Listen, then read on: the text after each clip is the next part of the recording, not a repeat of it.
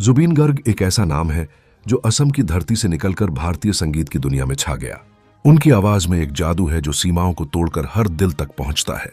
चाहे वो या अली की सूफियाना धुन हो या असमिया गीतों का मधुर स्वर, जुबीन ने हर शैली में अपनी छाप छोड़ी है। लेकिन यह कहानी सिर्फ संगीत की नहीं, बल्कि एक ऐसी शख्सियत की है जो जितनी अपनी कला के लिए मशहूर है, उतनी ही अपने बेबाक बयानों और विवादों के लिए भी। आइए जानते हैं जुबीन गर्ग की जिंदगी की अनसुनी कहानी, तुरा के एक लड़के से लेकर असम के बेताज बादशाह बनने तक का सफर। जुबीन गर्ग का जन्म 18 नवंबर 1972 को मेघालय के तुरा में एक असमिया ब्राह्मण परिवार में हुआ। उनका असली नाम जुबीन बोर ठाकुर था, लेकिन उन्होंने अपने गोत्र गर्ग को सरनेम के रूप में अपनाया। उनके पिता मोहिनी मोहन बोर ठाकुर एक मजिस्ट्रेट होने के साथ साथ कवि और गीतकार भी थे, जिन्हें कपिल ठाकुर के नाम से जाना जाता था। उनकी मां इल्ली बोर ठाकुर एक सिंगर थीं। कला उन्हें विरासत में मिली थी और उनका नाम मशहूर संगीतकार जुबिन मेहता से प्रेरित था। महज 3 साल की उम्र में जुबीन ने गाना शुरू कर दिया था। उन्होंने तबला, गिटार, हारमोनिका, ढोल, दोतारा, कीबोर्ड समेत 12 अलग अलग वाद्य यंत्र बजाने में महारत हासिल की। उनकी स्कूली शिक्षा तामुलपुर हायर सेकेंडरी स्कूल से हुई और बाद में बी बरुआ कॉलेज में बैचलर ऑफ साइंस में दाखिला लिया। लेकिन संगीत का जुनून इतना प्रबल था कि उन्होंने पढ़ाई छोड़कर म्यूजिक को अपना सब कुछ बना लिया। 1992 में जुबीन का प्रोफेशनल करियर शुरू हुआ। गुवाहाटी के बी बरुआ कॉलेज में पढ़ाई छोड़ने के बाद उन्होंने all Assam inter college youth festival में वेस्टर्न सोलो सिंगिंग में गोल्ड मेडल जीता। उसी साल उनका debut Asamiya album Anamika release हुआ, जो एक सनसनी बन गया। मौन और निजानो और कौन जैसे गाने ने असम के हर कोने में धूम मचा दी। 19 साल की उम्र में ही जुबीन असम के घर घर में पहचाने जाने लगे। इसके बाद 1994 में माया, 1995 में आशा और 1996 में रंग जैसे हिट एल्बम्स की झड़ी लगा दी। इन एल्बम्स में उन्होंने न सिर्फ गाया बल्कि म्यूजिक कंपोज किया और गीत भी लिखे। असमिया फोक, पॉप, रॉक और क्लासिकल हर शैली में उन्होंने अपना टैलेंट दिखाया। जल्द ही वे असमिया सिनेमा के प्रमुख प्लेबैक सिंगर बन गए। 1995 में जुबीन अपने सपनों को पूरा करने मुंबई पहुंचे। वहां उन्होंने अपना पहला हिंदी इंडी पॉप एल्बम चांदनी रात रिलीज किया, जिसके गाने जैसे चांदनी रात है, सनम और माया कैसी है को अच्छा रिस्पॉन्स मिला। लेकिन बॉलीवुड में ब्रेक थ्रू आसान नहीं था। 1994 में गद्दार फिल्म में छोटा सा गाना गाकर शुरुआत की। फिर 1998 में दिल से और डोली सजा के रखना के स्कोर्स में उनकी आवाज सुनाई दी।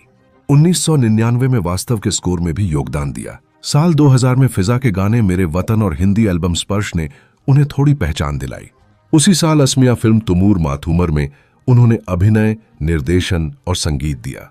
2001 में दाग का म्यूजिक डायरेक्शन और मुझे कुछ कहना है में गूंजा है गुल है गाना गाया।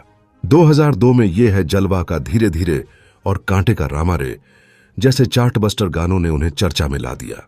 2003 में मैं प्रेम की दीवानी हूं का बनी बनी और प्लान का आने वाला पल जैसे गाने हिट रहे।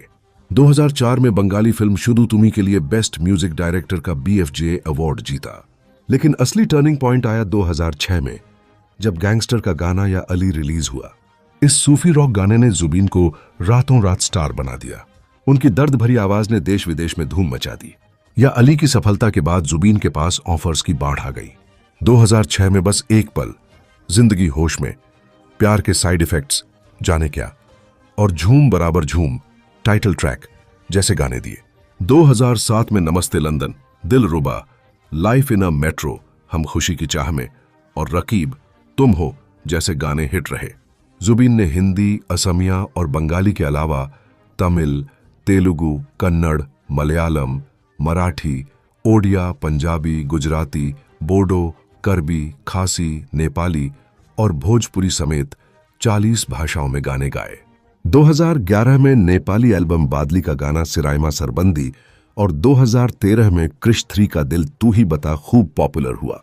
2013 के बाद उन्होंने बॉलीवुड में गाना कम किया और इंडिपेंडेंट एल्बम्स व स्टेज शोज पर फोकस किया।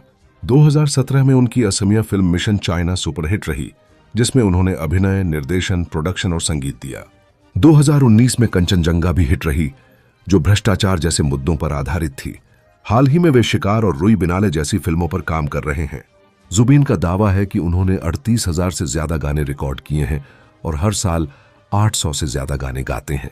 एक रात में 36 गाने रिकॉर्ड करने का उनका रिकॉर्ड उनकी मेहनत को दर्शाता है। वे असम के सबसे ज्यादा कमाई करने वाले सिंगर हैं और उनकी आवाज की वर्सेटैलिटी हर भावना को व्यक्त करती है। 2024 में उन्हें university of science and technology Meghalaya ने डॉक्टर ऑफ लिटरेचर की मानद उपाधि दी। जुबीन ने 2002 में फैशन डिजाइनर गरिमा सिया गर्ग से शादी की। उनकी मुलाकात तब हुई जब गरिमा ने उनके एल्बम्स अनामिका और माया सुनकर उन्हें पत्र लिखा। उनकी छोटी बहन जकी बोर ठाकुर एक एक्ट्रेस और सिंगर थीं जिनका 2002 में कार एक्सीडेंट में निधन हो गया। इस घटना ने जुबीन को गहरा सदमा दिया और उन्होंने बहन की याद में जीजू एल्बम रिलीज किया। उनकी दूसरी बहन डॉ पालमैन बोर ठाकुर हैं। कुछ सूत्रों में उनके बेटे गौतम गर्ग का जिक्र है, लेकिन इसकी पुष्टि नहीं हुई। जुबीन खुद को इररिलीजियस मानते हैं और सामाजिक कार्यों में सक्रिय रहते हैं। 2021 में उन्होंने कोविड केयर सेंटर के लिए अपना घर ऑफर किया।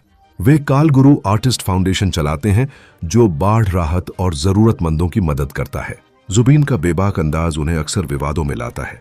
2017 में एक नाबालिग को थप्पड़ मारने के लिए उन्हें 3 महीने की जेल और 5,000 रुपए का जुर्माना हुआ। उसी साल एक बिहू फंक्शन में हिंदी गाने गाने से मना करने पर वे स्टेज छोड़कर चले गए।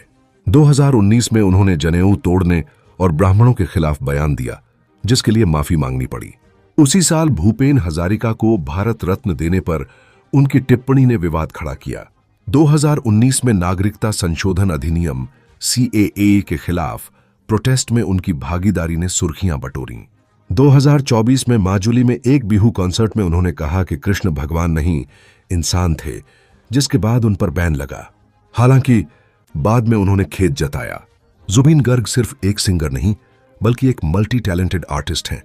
गायक, संगीतकार, गीतकार, अभिनेता, निर्देशक और निर्माता। उनकी आवाज और कला ने असमिया संगीत को भूपेन हजारिका के बाद नई ऊंचाइयों पर पहुंचाया। विवादों के बावजूद उनके प्रशंसक उनके साथ अटल रहते हैं। उनका बेबाक अंदाज और रिबेलियस स्वभाव उनकी पहचान का हिस्सा है। जुबीन असम के लिए एक इमोशन है, भारतीय संगीत का एक अनमोल रतन। उनकी कहानी सिखाती है कि जुनून और मेहनत से कोई भी सपना हकीकत बन सकता है, भले ही रास्ते में कितने ही विवाद क्यों ना आए।